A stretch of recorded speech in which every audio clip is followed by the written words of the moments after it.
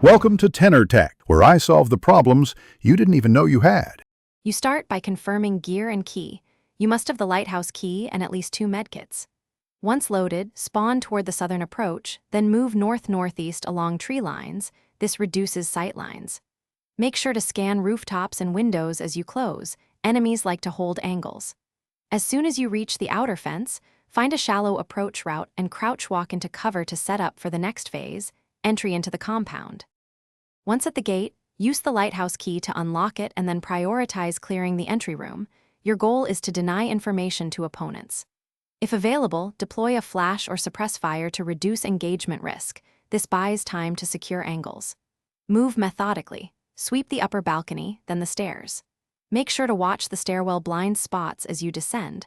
Once the interior is secure, you can continue deeper with reduced threat of being finished by identifying extraction points and leaving a clear path before you fully loot. This prevents getting trapped. Prioritize quest items, keys, and meds, then move out.